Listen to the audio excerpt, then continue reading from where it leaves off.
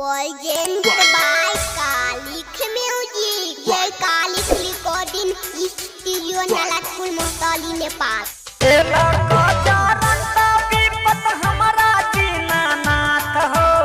ओही दिन से कारिक बाबा छोड़ देलक साथ हो।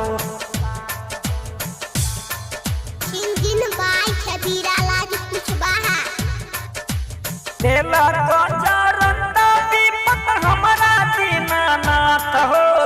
ओही दिन से किस्मत हमर छोड़ देलक साथ हो। ओही दिन से किस्मत हमर छोड़ देलक साथ हो। देलक विपत हमारा बाबा दीनानाथ हो। ओही दिन से किस्मत हमर छोड़ देलक साथ हो। देलक विपत हमारा बाबा दीनानाथ हो। बाबा दीनानाथ ओही दिन से किस्मत छोड़ देलक साथ हो।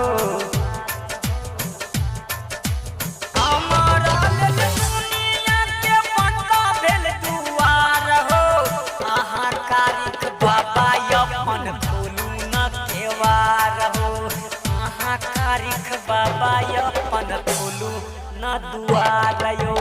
हमारा लेल दुनिया के बंदा भेल के बार यो।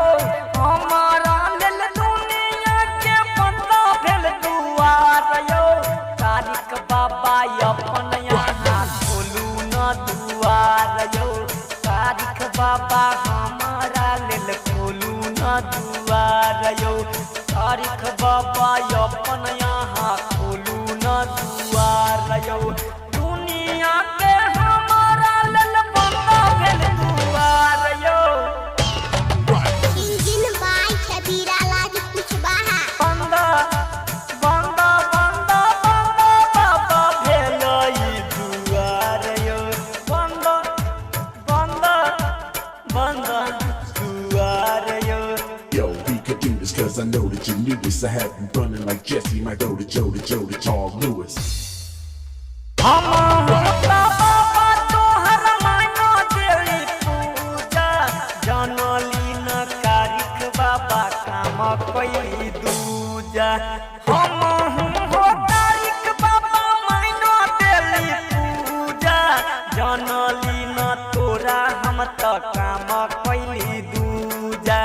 जनली न तोरा बाबा।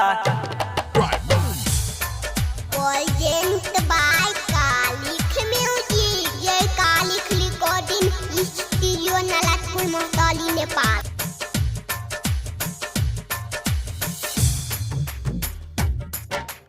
दिन बाई छबीरा लाज कुछ बाहा दुनिया में सो रहो। हमारा तो जिंदगी में भेल अंधेर हो। अहाँ के दुनिया में सो रहो। हमारा तो जिंदगी में भइल अंधेर हो। हमारा तो जिंदगी में अहीं बाबा जोगिनी के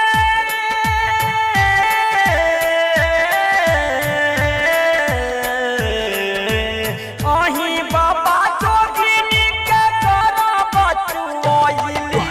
कामर में बाबा यहीं पूजा करैली। कामर में यहीं बाबा पूजा करैली। कामर में यहाँ बाबा पूजा करैली। कामर में हमर केहन दुख छै जे होई न पार हो। तोरा से हो कारिक बाबा के छै बलमान हो।